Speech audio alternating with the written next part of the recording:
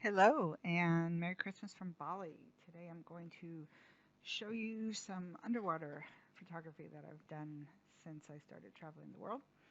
Costa Rica was my stop before where I am now, and mostly they have colorful fish.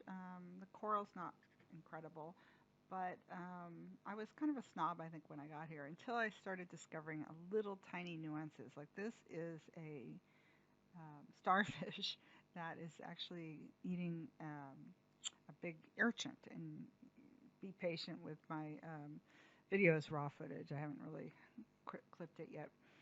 So this is a really good example of something that normally you wouldn't even see, like anywhere in the world. I've never seen this. It's not the most common thing, but it was kind of mixed in with just the kind of non-flamboyant side of the Costa Rica diving. So here's another thing that doesn't happen every day. I got to swim with the whales in Costa Rica. So in this particular case, I actually didn't have, I was in between dives, so we weren't already in the water and we didn't have scuba tanks. We just jumped in the water and looked. And I didn't have a snorkel, so I had to basically hold my breath and go down. This is a mother, a father, and a calf, and they're just fabulous. How interaction that we had with them, it was really amazing. Certainly doesn't happen every day, and so I learned my lesson about being a snob and being judgmental about the diving. At first, I was complaining to myself and thinking, "Gosh, this is nowhere near as good as Hawaii." But it turns out it actually was really great in very subtle ways. So this is Bali. This is above the water in Bali. Little tiny boats that hold like one or two people. Lots of wrecks from various wars that now have coral grown on them. It's actually really nice to dive a wreck that's fully coral developed. Hindu gods and little gardens in the very popular diving places down below. And some of the fish that we saw, lots of fish nurseries. This is a baby frogfish, and he's so cute. And these are really tiny, like the size, this one is the size of like your thumbnail.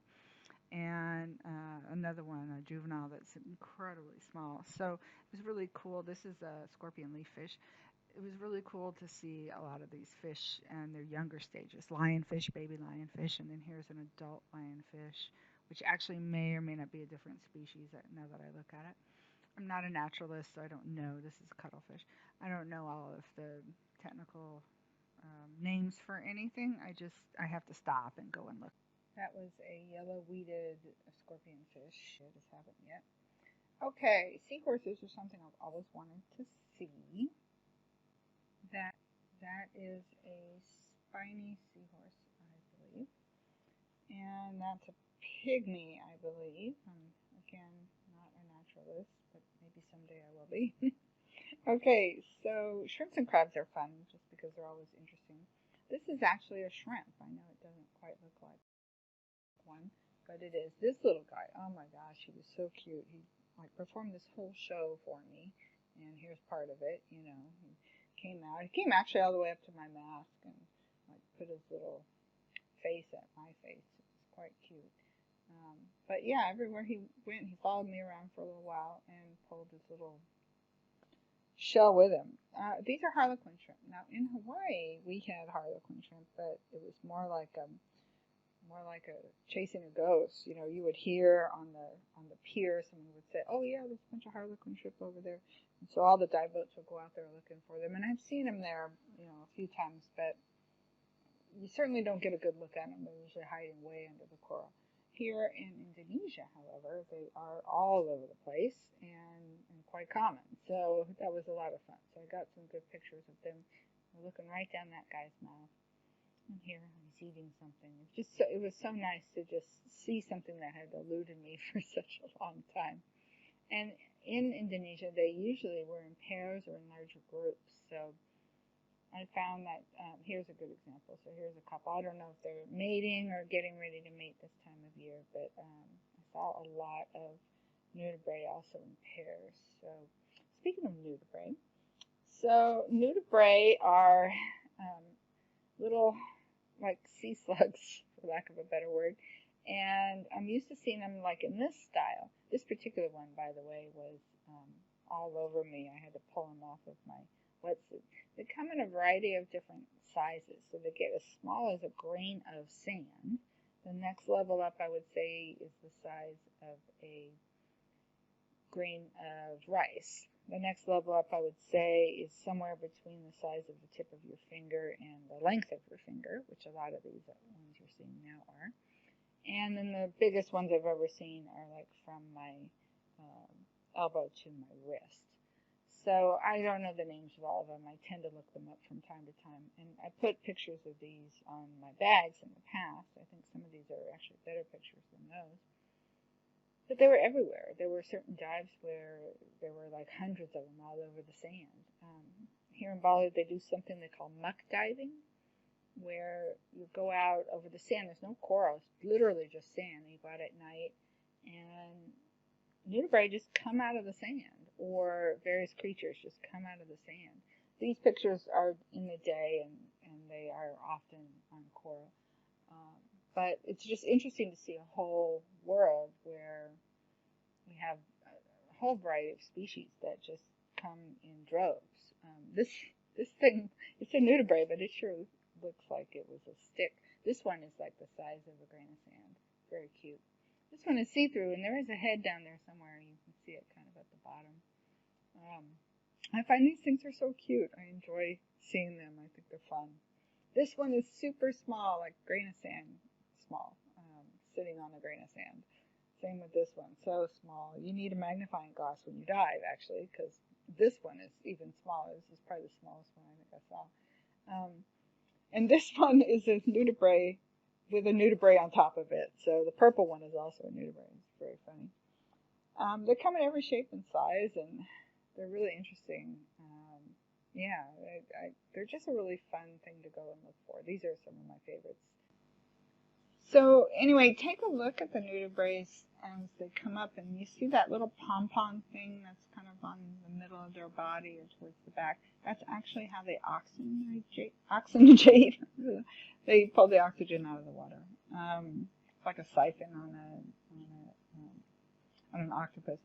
So in general, they're mollusks, and just like a snail without a shell. Looking at the little antennas, those are actually their noses.